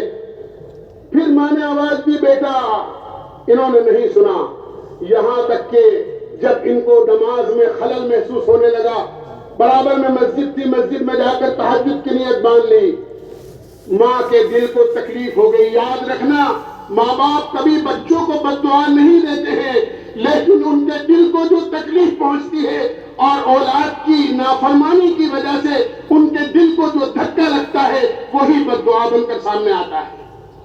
یہ تہجد پڑھنے کے لیے مسجد میں چلے گئے، اللہ کی قدرت کا کرشمہ، اس محلے میں چوری ہوئی، لوگ رات کے اندھیرے میں چور کو پکڑنے کے لیے بھاگے۔ کسی نے کہا ہم نے مسجد والی گلی میں جاتے ہوئے دیکھا ہے، چور تو نہ معلوم کہاں چلا گیا، دیکھا کہ مسجد میں ایک آدمی کھڑا ہوا نماز پڑھ رہا ہے، لوگ سمجھے کہ یہی چور ہے، یہی چور ہے، اس کو پکڑا۔ انہوں نے کہا میں نے چوری نہیں کی، میں تو نماز پڑھنے کے لیے، تہجد پڑھنے کے لیے یہاں آیا ہوں۔ کہا کہ نہیں، صوفی بنتے ہو، چوری کرتے ہو اور اپنے آپ کو بچانے کے لیے مسجد میں آ کر نیت باندھ لیتے ہو۔ اس کو پکڑ لیا، باندھ دیا۔ اس وقت میں اور اس زمانے میں اور اس شہر میں چور کی سزا یہ تھی، کالا منہ کر کے گدھے پر بٹھا کر پورے شہر میں چکر لگاتے تھے۔ اس آدمی کے ساتھ بھی یہی کیا گیا کہ اس کا کالا منہ کیا گیا، اس کو گدھے پر بٹھایا گیا اور شہر میں چکر لگایا گیا۔ لوگ کہہ رہے تھے اے شہر میں بسنے والوں، دیکھ لو اس آدمی نے چوری کی ہے، یہ چور کی سزا ہے۔ اور یہ گدھے پر بیٹھے بیٹھے اپنی آنکھوں سے آنسو بہاتے ہوئے یہ کہہ رہے تھے لوگوں ہرگز یہ مت کہو کہ یہ چور کی سزا ہے، بلکہ یہ کہو یہ ماں کے نافرمان کی سزا ہے۔ اللہ جانتا ہے میں نے چوری نہیں کی ہے، لیکن میری ماں بڑھاپے کی حالت میں مجھے آواز دے رہی تھی، میں نے اس کی آواز پر لبیک نہیں کہا اور میں نے اس کی آواز نہیں سنی، اللہ نے یہ سزا ماں کی نافرمانی کی وجہ سے مجھے دی۔ امام شافعی رحمت اللہ علیہ کتنے بڑے اللہ والے تھے، امام تھے، قرآن اور حدیث کا اور فقہ کا درس دیا کرتے تھے۔ رات کو جب اپنے معمولات سے فارغ ہو کر اپنے بستر پر سونے کے لیے لیٹتے، اپنا بستر وہاں بچھاتے جہاں ماں کے پیر ہوا کرتے تھے، اور اس کے بعد اپنا منہ ماں کے تلووں سے لگا کر ان کو جب تک نیند نہیں آتی بوسہ دیا کرتے، ماں کے پیروں کو چوما کرتے تھے، اور ماں کہتی بیٹا یہ منہ ہے تمہارا، اس سے دن بھر قال اللہ قال رسول، اللہ اور اس کے رسول کی کتابوں کا اور قرآن و حدیث کا درس دیتے ہو، اور یہی ہونٹ اور یہی منہ تم میرے پیر سے لگاتے ہو۔ یہ کہتے اماں میں تمہارے پیر نہیں چوم رہا ہوں، میں تو اپنی جنت چوم رہا ہوں، اس لیے کہ اللہ کے نبی نے فرمایا الجنت تحت اقدام امہاتکم، جنت تمہارے ماں کے قدموں کے نیچے ہے۔ میرے بھائیو دوست بزرگوں، آج مائیں نوجوانوں کا دروازہ تکتی رہتی ہے میرا لال آنے والا ہوگا، اور یہ لال ہے نہ ماں کو خبر ہے نہ باپ کو خبر ہے، دوستوں کے ساتھ گوٹوں میں مصروف ہے، اور مائیں رات بھر جاگتی رہتی ہے، نہ معلوم کہاں گیا ہوگا، فون بھی بند نظر آ رہا ہے، نہ معلوم کس حال میں ہوگا۔ ماں کو اور باپ کو کتنی تکلیف ہوتی ہے، اور یہ بغیر اطلاع کے رات کے ایک بڑے حصے تک غائب رہتے ہیں۔ اس لیے میرے بھائیو دوست بزرگوں، اللہ نے ماں باپ دیے ہیں، ماں باپ کا ادب کرو۔ اللہ نے اولاد دی ہے، اولاد کی صحیح تربیت کرو۔ میرے بھائیو دوست بزرگوں، کہیں ایسا نہ ہو ہم اپنی ذات سے دیندار ہیں، نمازی ہیں، قرآن پڑھنے والے ہیں، اپنی اولاد کو ہم نے دیندار نہیں بنایا، تو یاد رکھنا ایسا منظر بھی ان آنکھوں نے اپنی آنکھوں سے دیکھا ہے کہ غیر نماز جنازہ باپ کی اور ماں کی پڑھ رہے ہیں، اور سگی اولاد باہر دور کھڑی ہوئی ہے، اور جب اس سے کہا جاتا ہے تم نماز نہیں پڑھتے اپنی ماں کی اور اپنے باپ کی، تو وہ یہ کہتی ہے میرے کپڑے پاک نہیں ہیں، میرے ماں باپ نے مجھے نماز نہیں سکھائی ہے، مجھے تو معلوم نہیں ہے کہ نماز جنازہ کیسے پڑھی جاتی ہے، میں تو نماز نہیں پڑھ سکتا۔ میرے بھائی اور دوست بزرگوں، اولاد کو دیندار بناؤ۔ قرآن کریم میں اللہ نے حکم دیا ہے یا ایھا الذین آمنوا قوا انفسکم واہلیکم نارا، اپنے اہل و عیال کو جہنم کے عذاب سے بچاؤ، یعنی ان کو دین سکھاؤ، ان کو دین سکھاؤ۔ اپنی اولاد ہم جائیں تو جس طرح اولاد ہمارے مال کی وارث بن رہی ہے، ہماری جائیداد کی وارث بن رہی ہے، اسی طرح اولاد ہماری دینداری کی وارث بنے، اس کی بھی ہمیں کوشش کرنی ہے۔ ان کو مدرسوں میں بھیج کر دین پڑھاؤ، ان کو اللہ کے راستے میں بڑی عمر والے ہوں تو اللہ کے راستے میں بھیج کر دین سکھاؤ۔ آج میں نے کیا، اللہ کے نبی علیہ السلام نے یہ سب باتیں ہمیں سکھائی ہیں، اپنے چھوٹوں کے ساتھ کس طرح رہنا ہے، اپنے بڑوں کے ساتھ کس طرح رہنا ہے۔ اللہ کی مخلوق کے ساتھ دو طریقے سے جیا جاتا ہے، ایک تو کانٹا بن کر تکلیف کے ساتھ، پڑوسی کو تکلیف، کاروباری لوگوں کو تکلیف، کسی کا مال لیا تو واپس نہیں کیا، لوگوں کے قرضے موجود ہیں، لوگوں کا مال آدمی ہڑپ گیا، پڑوسی کو تکلیف پہنچا رہا ہے، اللہ کے بندوں کو تکلیف پہنچا رہا ہے۔ جیسے کانٹے کے قریب سے جو گزرتا ہے کانٹا اسے چبھ جاتا ہے اور تکلیف ہوتی ہے۔ جیسے سانپ اور بچھو کسی کو ڈس لیتے ہیں، لوگ سانپ اور بچھو سے جس طرح اپنے آپ کو بچاتے ہیں، ہمارے سے لوگ اپنے آپ کو بچا رہے ہوں، بات کرتے ہوئے گھبرا رہے ہوں، سلام کرتے ہوئے گھبرا رہے ہوں۔ ایک زندگی تو وہ ہے، اور ایک زندگی پھول بن کر زندگی بسر کرنا ہے۔ پھول سے سب آدمی محبت کرتے ہیں، دل چاہتا ہے اس کو اپنے ہاتھ میں لے لوں، اس کو سونگھ لوں، اس کی خوشبو سے فرحت حاصل کر لوں، اس کو اپنے گریبان میں لگا لوں۔ لوگ ڈورے میں ہار پہ بنا کر اپنے گلوں میں ڈالتے ہیں اور اس کو عزت اور فخر کی چیز محسوس کرتے ہیں۔ میرے بھائیو دوستو بزرگوں، یہ ہے پھول بن کر زندگی بسر کرنا۔ اللہ کے نبی علیہ السلام نے اپنی ساری زندگی اپنی اللہ کی مخلوق کے ساتھ اور اپنی امت کے ساتھ، اللہ کے بندوں کے ساتھ محبت، پیار، حسن سلوک آپ نے سکھایا ہے۔ آپ نے فرمایا سل من قطعت، اس سے جوڑو جو تم سے توڑے، واعف عن من ظلمت، اس کو معاف کر دو جس نے تم پر ظلم کیا ہے، جو تم پر ظلم کرے تم اس کو معاف کر دو، وآت من حرمت، اس کو دو جو تمہیں اپنی عطا سے محروم رکھے، وأحسن إلى من أساء إليك، جو تمہارے ساتھ برا کرے تم اس کے ساتھ اچھا کرو۔ کیا معلوم نہیں ہے ہمارے پیارے نبی کی زندگی کیسی تھی؟ لوگ دشمن آپ کو ستاتے تھے، آپ کو مارتے تھے، آپ کو دھکے دیا کرتے تھے۔ اللہ اکبر۔ حضرت عائشہ صدیقہ رضی اللہ عنہا سے اللہ کے نبی علیہ السلام کو بڑی محبت تھی۔ ایک مرتبہ عائشہ صدیقہ رضی اللہ عنہا اللہ کے نبی سے کہنے لگی، اے اللہ کے حبیب، اے میرے سرتاج، دشمنوں نے آپ کو بہت تکلیفیں پہنچائی، کیا وہ تکلیفیں آپ کو یاد ہیں یا آپ بھول گئے؟ اللہ کے نبی علیہ السلام فرمانے لگے، عائشہ، طائف میں تیری قوم کے لوگوں نے مجھے جو تکلیف پہنچائی ہے وہ کبھی بھلانے سے بھی نہیں بھلائی جاتی۔ تیری قوم، جب میں نے بڑی امید کے ساتھ ان کو ایمان پیش کیا، ان کو اللہ کا تعارف کرایا، تو کسی نے مجھے جھوٹا کہا، کسی نے مجھے یہ کہا، اوہو تمہارے علاوہ خدا کو کوئی ملتا ہی نہیں تھا جسے نبی بنا کر بھیجتے۔ کسی نے کیا کہا، کسی نے کیا کہا، اور میرے پتھر مارے اور مجھے دھکا دیا، میں بے ہوش ہو کر گر گیا۔ تیری قوم کے نوجوانوں نے میری بے ہوشی کا بھی خیال نہیں کیا اور مجھے دونوں کندھوں کو پکڑ کر اٹھایا، اور پھر تیری قوم کے بچے مجھے دھکا دیتے تھے اور میرے پتھر مارتے تھے، یہاں تک کہ پیروں سے خون جاری ہونے کی وجہ سے میری جوتیاں لہو لہان ہو گئیں، میں چل نہیں سکا۔ 3 میل تک دوڑا کر میرے پتھر مارے اور تیری قوم نے مجھے دھکا دیا۔ یہ تکلیف ایسی کہ مجھے بھلائی نہیں جاتی۔ طائف کی زمین اللہ کے نبی کے اس خون سے، جس کے ایک قطرے کی قیمت ساری دنیا کی دولتوں سے زیادہ ہے، رنگین ہو رہی ہے۔ اللہ کے نبی بے ہوش ہو کر گر گئے۔ حضرت زید بن حارثہ آپ کو اٹھا کر ایک جگہ لے گئے، باغ میں آپ کو لٹایا۔ اللہ کے نبی کو ہوش آیا، اللہ سب کچھ دیکھ رہا تھا۔ آسمان کے فرشتے بھی اس منظر کو دیکھ کر رونے لگے کہ وہ سبب تخلیق کائنات جس کی وجہ سے 7 زمین اور آسمان بنائے گئے، آج اس کے ساتھ دنیا میں رہنے بسنے والے کیا کر رہے ہیں، اور وہ بھی کسی کا مال نہیں دبایا، کسی کو گالی نہیں دی، کسی کو برا بھلا نہیں کہا۔ ان کی ہمدردی اور اللہ کا تعارف اور اللہ کے دین کی دعوت پیش کرنے پر قوم نے یہ حالت کر دیا۔ آسمان سے فرشتے آ گئے اللہ سے اجازت لے کر کہ اللہ اگر آپ کہیں تو ہم آپ کے نبی کی جا کر مدد کر دیں۔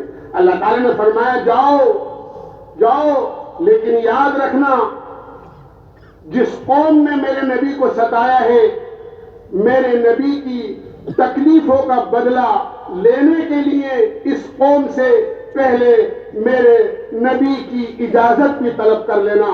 اگر میرے نبی اجازت دے تو آگے کوئی کارروائی کرنا، ورنہ کارروائی مت کرنا۔ اللہ دکھانا چاہتے تھے کہ اے فرشتوں، تم میرے قریب رہتے ہو، میری قدرت کی بہت ساری چیزوں سے واقف ہو، لیکن میرے نبی کے بلند اخلاق سے آج تک تم بھی واقف نہیں ہو کہ میرے نبی کے بلند اخلاق کیا ہے۔ جناب رسول اللہ صلی اللہ علیہ وسلم کے پاس جبریل آ گئے، میکائیل آ گئے، فرشتوں کی جماعت آ گئی اور آ کر عرض کیا، اے اللہ کے نبی، اللہ نے سب کچھ دیکھ لیا اور سن لیا، اور یہ پہاڑوں کی خدمت جن فرشتوں کے ذمے ہیں ان کو بھیجا ہے تاکہ یہ دونوں جانب کے پہاڑوں کو ملا دے، اور جس قوم نے آپ کو دھکا دیا اور جس قوم نے آپ کے پتھر مارے، یہ قوم ابھی کچل جائے، ختم ہو جائے۔ لیکن اللہ تعالیٰ نے یہ کہا تھا آپ کی اجازت ہو تو یہ کارروائی کریں اور آپ کی اجازت ہو تو نہ کریں۔ اللہ کے نبی علیہ السلام نے ارشاد فرمایا نہیں نہیں، میری طرف سے بالکل اجازت نہیں ہے، میں تو یہ امید کرتا ہوں اگر انہوں نے بات میری نہیں مانی تو ان کی اولاد ایسی پیدا ہوگی جو میری بات مانے گی۔ اور اللہ کے نبی نے فرمایا میں تو رحمت بن کر آیا ہوں، میں زحمت بن کر نہیں آیا، میں زحمت بن کر نہیں آیا۔ جو عاصی کو کملی میں اپنی چھپا لے، جو دشمن کو بھی زخم کھا کر دعا دے، اسے اور کیا نام دے گا زمانہ، یہ رحمت نہیں تو پھر اور کیا ہے۔ اللہ کے نبی علیہ السلام نے دشمنوں کے ساتھ اچھائی کا اور بھلائی کا اور خیر خائی کا معاملہ کیا۔ فرشتے واپس چلے گئے، آسمان کی طرف آپ نے نظر اٹھائی، ہاتھ اٹھا کر اللہ سے کہا اللہم انی اشکو ضعف قوتی، اے اللہ میں تو تجھ سے اپنی کمزوری کی شکایت کرتا ہوں کہ میں ان کو تیری بات نہیں سمجھا سکا، میں ان کو تیری بات نہیں سمجھا سکا۔ اور یوں فرمایا آگے چل کر ان لم تکن ساخطا علیک فلا ابالی، اے اللہ اگر تو ناراض نہیں ہے تو چاہے میری یہ ساری قوم ناراض ہو جائے اور چاہے ساری دنیا ناراض ہو جائے، مجھے کوئی پرواہ کی بات نہیں ہے، بس تو ناراض نہیں ہونا چاہیے۔ میرے بھائیو دوستو بزرگوں، اتنا بڑا سینہ رکھنے والا نبی اور اپنی سینے میں اتنی بڑی وسعت رکھنے والا نبی اللہ نے ان کی امت میں ہمیں پیدا کیا ہے۔ آپ نے ہمیں سبق دیا ہے اپنے دشمنوں کو معاف کرو، لوگوں کے ساتھ خیر خائی کا معاملہ کرو۔ جنہوں نے آپ پر پتھر برسائے اللہ کے نبی نے انہیں دعائیں دی اور اللہ کے نبی نے ان پر پھول برسائے۔ پھر ایک زمانہ تھا، مکہ فتح ہوا، اللہ کے نبی فاتحانہ مکے میں داخل ہوئے اور جنہوں نے آپ کو ستایا تھا وہ سب ہاتھ باندھ کر اللہ کے نبی علیہ السلام کے سامنے کھڑے ہوئے ہیں۔ اور تصور یہ ہے کہ قاعدہ یہ ہے ان الملوک اذا دخلوا قریۃ افسدوها وجعلوا اعزۃ اہلها اذلہ، جب کوئی بادشاہ فاتحانہ کسی ملک میں داخل ہوتا ہے تو وہاں کے عزت والوں کو بے عزت کیا جاتا ہے، وہاں کا پورا نظام درہم برہم ہوتا ہے۔ آج نہ معلوم ہمارے ساتھ کیا ہوگا، ہماری خون کی ندیاں بہیں گی۔ اللہ کے نبی علیہ السلام کے سامنے سب ہاتھ باندھے کھڑے ہیں۔ آپ نے فرمایا تمہیں معلوم ہے آج میں تمہارے ساتھ کیا کرنے والا ہوں؟ لوگوں نے یہ کہا انت کریم ابن کریم ابن کریم، ہمیں تو آپ سے یہ امید ہے، آپ کریم ہیں، آپ رحیم ہیں، آپ کے باپ رحیم تھے، آپ کے دادا کریم تھے، آپ تو کریموں کی اور رحیموں کی اولاد ہیں، ہمیں آپ سے سوائے کرم کے اور رحم کے علاوہ کوئی امید نہیں ہے۔ اللہ کے نبی نے فرمایا میں آج تم سے وہی بات کہتا ہوں جو میرے بھائی یوسف نے اپنے بھائیوں سے کہا تھا کہ جس وقت یوسف علیہ السلام بچے تھے اور ان کے 11 بھائیوں نے ان کو کنعان کے اندھے کنویں میں ڈالا تھا، یہ سوچ کر کہ اب یوسف کا خاتمہ ختم ہو گیا۔ کون سوچ سکتا تھا کنعان کے اندھے کنویں میں ڈالے جانے والا یہ معصوم یوسف کبھی ملک مصر کا بادشاہ بھی بنے گا۔ جب یوسف علیہ السلام بادشاہ بنے اور بھائیوں نے پہچان لیا اور بھائی سامنے کھڑے ہیں، آپ نے فرمایا لا تثریب علیکم اليوم یغفر اللہ لکم وہو ارحم الراحمین، آج تمہارے اوپر کوئی گرفت نہیں ہے، تمہاری کوئی پکڑ نہیں ہے، اللہ تمہیں بھی معاف کرے اور مجھے بھی معاف کرے۔ میں آج تم سے بھی یہ کہتا ہوں، اللہ کے نبی نے فرمایا انتم الطلقاء، تم سب آزاد ہو، تم سب چلے جاؤ۔ ہندا جس نے اللہ کے نبی کے چچا کا کلیجہ چبایا، ان کے ناک کان کو کاٹ کر ڈورے میں پرو کر اپنا ہار بنا کر پہنا، ایسی سخت دل عورت اپنے گھر کا دروازہ بند کیے ہوئے بیٹھی تھی کہ نہ معلوم کیا ہوگا۔ جب اللہ کے نبی علیہ السلام کا یہ عمومی انصاف اور معاف کرنا اللہ کے نبی علیہ السلام کا دیکھا کہ سب دل عورت کا دل بھی پسیج گیا، اللہ کے نبی کے قدموں میں داخل آ گئی اور کہا اللہ کے نبی اپنا دست مبارک پھیلائیے اور میں بھی آپ کے ہاتھ پر ایمانی زندگی کو اور ایک روحانی زندگی کو اور جس کی آپ دعوت دیتے ہیں اس زندگی کو قبول کرنے کو تیار ہوں۔ میرے بھائیوں دوستو بزرگوں، یہ ہمارے نبی علیہ الصلوۃ والسلام کے اعلیٰ اخلاق تھے۔ یہی صحابہ نے جناب رسول اللہ صلی اللہ علیہ وسلم سے سیکھا تھا۔ صحابہ کی تربیت ایسی ہوئی تھی، صحابہ سارے با اخلاق تھے۔ حضرت بلال رضی اللہ عنہ کے ساتھ کیا کچھ نہیں ہوا، کیا کچھ نہیں ہوا۔ ان کو مکے کی گلیوں میں گھسیٹا گیا، پتھر کی چٹان ان کے سینے پر رکھی گئی۔ رات کو کوڑے مارنے والے تھک جاتے تھے اور اتنی زور سے کوڑا مارا جاتا تھا کہ اگر وہ کوڑا ہاتھی کے پڑتا تو ہاتھی بھی بلبلا جاتا۔ لیکن جب مکہ فتح ہوا تو حضرت بلال رضی اللہ عنہ کے اذان سپرد کی گئی، اذان کی خدمت بیت اللہ کی چھت پر اللہ کے نبی نے فرمایا بلال چڑھ جاؤ اور وہاں چڑھ کر اذان دو۔ حضرت بلال رضی اللہ عنہ نے کعبے کی چھت پر چڑھ کر اذان دی۔ اللہ کے نبی علیہ الصلوۃ والسلام جب ہجرت فرما کر مدینہ منورہ تشریف لے آئے، حضرت بلال مسجد نبی کے مؤذن تھے۔ ایک عورت کہتی ہے اللہ کے نبی کی طرف سے بلال مامور تھے، چونکہ میرا گھر اونچا تھا، میرے گھر کی چھت پر چڑھ کر بلال اذان دیں اور لوگوں کو نماز کے لیے بلائیں۔ بلال تہجد کے وقت میں آتے، جب تک اذان کا وقت نہیں ہوتا تہجد میری چھت پر پڑھتے اور ہاتھ اٹھا کر جنہوں نے بلال کے گلے میں پھندا ڈال کر مکے کے گلیوں میں گھسیٹا تھا، جنہوں نے ان کے سینے پر پتھر کی چٹان رکھی تھی، جنہوں نے ان کے کوڑے مارے تھے، ان کے لیے ہاتھ اٹھا کر اللہ سے یہ کہتے اللہم اہد قریشا واکبہ، اے اللہ تو قریش کو ہدایت دے دے اور ان کو بھی ایمان کی دولت عطا کر کے ان کو بھی جنت میں داخل فرما دے۔ میرے بھائیو دوستو بزرگو، یہ اللہ کے نبی کے اخلاق ہیں۔ ہمیں تو انسانوں کے ساتھ تو ہمدردی کرنے کا حکم ہے ہی، ہمیں تو یہ بھی منع کیا گیا ہے کہ کوئی جانور ہمارے گھر میں ہو اور وہ بھوکا مر جائے۔ اللہ کے نبی نے فرمایا میں نے ایک گنہگار عورت کو جنت میں دیکھا ہے صرف ایک عمل کی وجہ سے کہ اس نے جنگل میں ایک پیاسے کتے کو دیکھا، کتے کو دیکھا۔ کتا ایسا جانور ہے، بخاری شریف کے ایک حدیث میں آتا ہے کتا جس برتن میں منہ ڈال دے اس کو 7 دفعہ دھویا کرو۔ جس کا جھوٹا ایسا ناپاک قرار دیا گیا ہو کہ نجاست غلیظہ 3 دفعہ دھونے سے پاک ہو جائے، اور کتے کے بارے میں یہ حکم کہ اس کو 7 دفعہ دھو۔ ایسے جانور کو پانی پلایا، کسی عالم کو نہیں، کسی مفتی کو نہیں، کسی قاری اور حافظ اور کسی نیک اللہ کے بندے کو نہیں، ایک کتے کو پانی پلایا۔ اللہ کے نبی نے فرمایا میں نے اس گنہگار عورت کو جنت میں دیکھا ہے۔ ایک عورت تھی، نمازی پرہیزگار تھی، لیکن ایک بلی پالی اور اس بلی کو وقت پر کھانے کو نہیں دیا، یہاں تک کہ بھوک کی وجہ سے وہ بلی مر گئی۔ اللہ کے نبی نے فرمایا میں نے اس عورت کو جہنم میں دیکھا ہے۔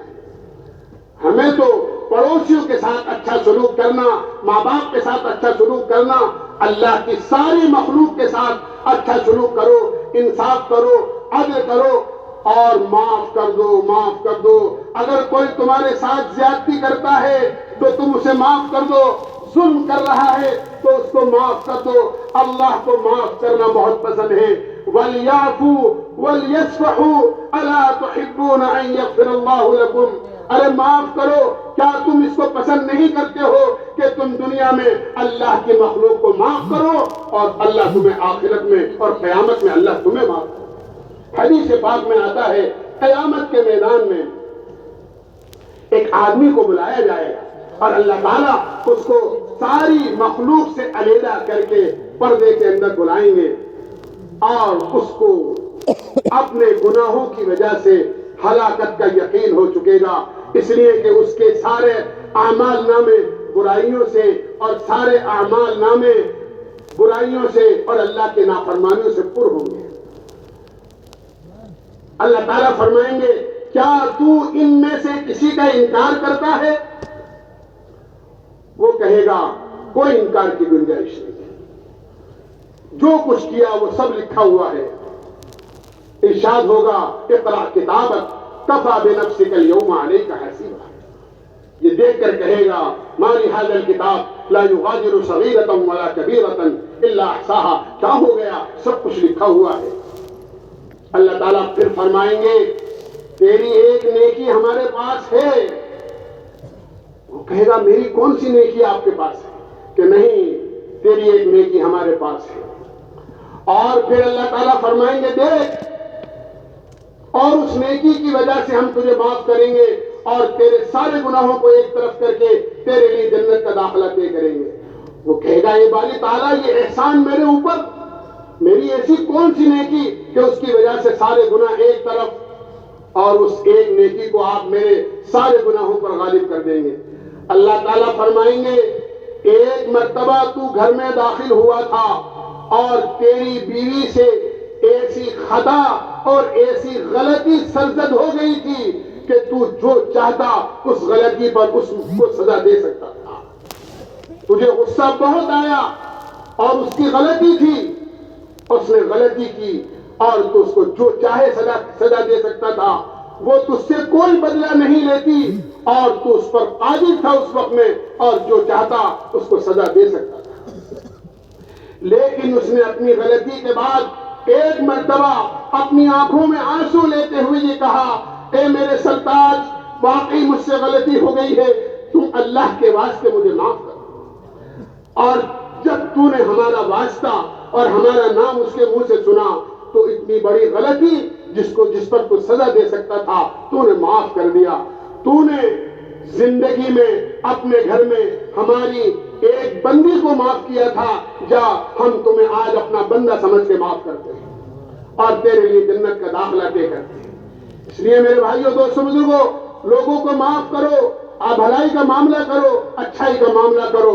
ان اچھی زندگی کو، ایمان کو، اچھے اعمال کو، اچھے اخلاق کو جناب رسول اللہ صلی اللہ علیہ وسلم جس پاکیزہ اور نورانی زندگی کو لے کر دنیا میں تشریف لائے ہیں، میرے بھائیوں، دوستوں، بزرگوں، اس زندگی کو سیکھنے کے لیے، اللہ کے راستے میں نکلنے کے لیے کہا جاتا ہے یہ دعوت کا کام ہے، ساری دنیا میں ہو رہا ہے، صرف آپ کے جے پور شہر میں نہیں، جے پور ضلع میں نہیں، صوبے راجستھان میں نہیں، ہندوستان میں نہیں، دنیا کے سارے ممالک کے اندر دعوت کا کام اور دین کی محنت کا کام اور تبلیغ کا کام ہو رہا ہے۔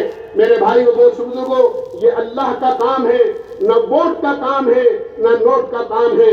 ہم چاہتے ہیں دنیا میں اللہ کے بندوں کو ہدایت مل جائے اور مرنے کے بعد جنت مل جائے، اس کے علاوہ کوئی مقصد نہیں۔ دنیا میں اللہ کا تعارف مل جائے، اللہ کے نبی علیہ الصلوۃ والسلام کی محبت مل جائے، اس کو سیکھنے کے لیے، اللہ کے راستے میں نکلنے کے لیے کہا جاتا ہے، اس کام میں لگنے کے لیے کہا جاتا ہے۔ جماعتیں اپنی جان، اپنا مال، نہ کوئی چندہ ہے، نہ کوئی دھندا ہے، نہ کوئی پارٹی ہے، کوئی چیز نہیں ہے، صرف اپنی جان و مال کو لے کر اپنا دین سیکھنا ہے اور اللہ کے بندوں تک جناب رسول اللہ صلی اللہ علیہ وسلم کی پاکیزہ زندگی کو پہنچانا ہے۔ اس کے لیے گلی گلی، کوچا کوچا اور در در پھرتے ہیں۔ لیکن افسوس، تصل افسوس، آج ہمارے لیے ہر چیز کے لیے جگہ ہے، ہر چیز کے لیے وقت ہے، ہر ایک کے لیے وقت ہے۔ ہم سمجھتے ہیں ہم بیوی کے شوہر ہیں، آدمی بیوی کی کوئی تکلیف برداشت نہیں کر سکتا، اس کے لیے ہر ضرورت کا انتظام کرتا ہے۔ ہم سمجھتے ہیں ہم اپنی اولاد کے باپ ہیں، اولاد کی ہر دکھ تکلیف اس کو دور کرنا ہماری ذمہ داری ہے، اس کو راحت اور آرام پہنچانا یہ ہماری ذمہ داری ہے، اور آدمی سارے کام کرتا ہے۔ ہم دکان کے مالک ہیں، ہم کارخانے کے مالک ہیں، ہم اپنے بنگلے کے مالک ہیں اور اس کے متعلق ساری ضروریات کو پوری کرتے ہیں۔ ہم کبھی نہیں سوچتے ہم اللہ اور اس کے رسول کے بھی کچھ ہیں، ہم اللہ اور اس کے رسول کے بھی کچھ ہیں۔ جس طرح بیوی کا حق، بچوں کا حق، دکان کا حق، کارخانے کا حق، ساری چیزوں کا حق ہے، کیا اللہ کے دین کا حق نہیں ہے؟ سب چیزوں کے لیے وقت ہے، کیا اللہ کے دین کے لیے وقت نہیں ہے ہمارے لیے؟ آئے ہائے، اللہ کے نبی علیہ الصلوۃ والسلام بچپن میں اپنی ماں کی گود میں تھے، عورتیں آئیں، اللہ کے نبی کو یتیم چھوڑ کر چلی گئیں کہ معصوم بچہ ہے لیکن یتیم ہے، یہاں سے کیا مزدوری ملے گی ہمیں دودھ پلانے کی؟ میرے بھائیوں دوست بزرگوں، آج ان عورتوں کا نام و نشان مٹ گیا، لیکن حلیمہ جس نے اللہ کے نبی کو اپنے سینے سے لگایا اور مزدوری کی اور دنیا کی فکر نہیں کی، آج اس کو ساری دنیا جانتی ہے حلیمہ کا کیا مقام ہے، حلیمہ کا کیا درجہ ہے۔ میرے بھائیوں دوست بزرگوں، جس طرح عورتیں میرے بھائیوں دوست بزرگوں چلی گئیں اور ان کا نام و نشان مٹ گیا، حلیمہ کے نام کو سب جانتا ہے، آج ہمارے دروازے پر بھی لوگ آتے ہیں اور کہتے ہیں۔ میرے بھائیوں دوست بزرگوں، حلیمہ نے اللہ کے نبی کا استقبال کیا، ان کو اپنے سینے سے لگایا، حلیمہ کی گھر میں برکتوں نے اپنے ڈیرے ڈال دیے۔ انشاءاللہ آج ہم اس گئے گزرے زمانے میں، فتنوں کے زمانے میں، اللہ کے نبی کی دین کو، آپ کے طریقوں کو سینے سے لگائیں گے، انشاءاللہ اللہ ہمارے لیے برکتوں کو، رحمتوں کے دروازے کھولیں گے۔ جس طرح اللہ کے نبی کی ذات کو سینے سے لگانے کی وجہ سے حلیمہ کے گھر میں برکتیں آئیں گی، اللہ کے نبی کے دین کو اور دین کی محنت کو سینے سے لگانے کی وجہ سے انشاءاللہ ہمارے گھر میں برکتوں کے دروازے کھلیں گے۔ ہائے ہائے، کیا ظلم ہے، کیا ظلم ہے۔ کربلا کا میدان تھا، یہ بھی کربلا کا میدان ہے۔ اللہ کے نبی کے نواسے دشمنی کے مقابلے میں ہیں اور لوگ آ رہے ہیں، نہر فرات بہہ رہی ہے اور اس نہر فرات پر یزیدیوں کا قبضہ تھا اور سب کو پانی پینے کی اجازت تھی، حتیٰ کہ انسان پانی پیے، گھوڑا پانی پیے، اونٹ پانی پیے، حتیٰ کہ کتا اور بلی اور خنزیر پانی پیے، لیکن آمنہ کا لال پانی نہیں پیا۔ اور 10 دن تک حضرت حسین رضی اللہ عنہ پر اور حضرت فاطمہ کے لال پر پانی بند رہا اور پیاسے اللہ کے نام پر جان دے دی۔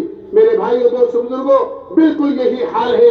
آج ہماری جان و مال سے بچے فائدہ اٹھائیں، بیوی فائدہ اٹھائیں، پڑوسی فائدہ اٹھائیں، رشتہ دار فائدہ اٹھائیں، لیکن اللہ کے دین کو ہماری جان و مال سے کیا فائدہ ہے؟ اس کے لیے ہمارے پاس وقت نہیں ہے۔ اس لیے نیت کرو اب تک کی غفلت کو اللہ معاف فرما دے، اور آئندہ انشاءاللہ جب تک جئیں گے اپنی ذات سے دین پر چلیں گے، اور اللہ نے جو جان و مال دی ہے اس کو لے کر سارے عالم میں پھریں گے اور سارے عالم میں اللہ کے دین کو زندہ کریں گے انشاءاللہ۔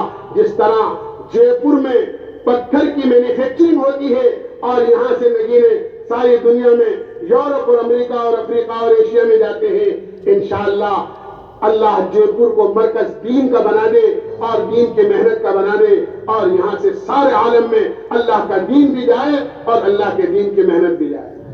آج اللہ کا شکر ہے، ایک عالم یہ تھا کہ پورے جے پور شہر سے پورے مہینے محنت کرنے کے بعد ایک 3 دن کی جماعت ہمارے یہ بڑے حاجی غلام احمد صاحب، حاجی فیاض صاحب، حاجی عبدالشکور صاحب اور ان کے رفقا، ان کے ساتھی پورے شہر میں محنت کر کے ایک جماعت تیار کرتے تھے۔ آج اللہ کا شکر ہے 500 سے زیادہ جماعتیں اس وقت میں موجود ہیں اور اللہ کے راستے میں انشاءاللہ وہ جا رہی ہیں۔ ایک جماعت میرے بھائیوں دوست بزرگوں دنیا کے اس کونے میں جا رہی ہے، ایک اس کونے میں جا رہی ہے، اس کونے میں جا رہی ہے۔ ہم بھی نیت کریں انشاءاللہ، سارے عالم میں ہماری نیت میں جتنی سچائی ہوگی، صداقت ہوگی، انشاءاللہ دنیا کی نسبت کو نہیں اللہ کی نسبت کو لے کر انشاءاللہ اللہ ہمیں پوری دنیا میں پہنچائے گا۔ جاؤ گے بھائی انشاءاللہ؟ اور یہ سب باتیں جو عرض کی گئی ہیں انشاءاللہ اپنی زندگی میں لانا ہے، اور ہمیں اللہ کے نبی علیہ السلام کا سچا نائب و نمائندہ بننا ہے۔ یہاں تک کہ جو کسی نے کہا ہے، یہاں تک جذب کر لوں کاش تیرے حسن کامل کو، یہاں تک جذب کر لوں کاش تیرے حسن کامل کو، تجھی کو سب پکار اٹھے، گزر جاؤں جدھر ہو کر، ہم جہاں بھی چلے جائیں ہماری زندگی کو دیکھ کر عام سے عام آدمی یہ کہہ دے اللہ کے نبی کا غلام جا رہا ہے، اللہ کے نبی کا نائب جا رہا ہے، اللہ کا بندہ جا رہا ہے۔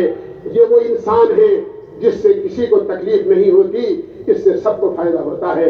اللہ تعالیٰ ہمیں اپنے نبی کا ایسا سچا نائب و نمائندہ بنا دے، کریں گے انشاءاللہ، اللہ بہت قبول کرے۔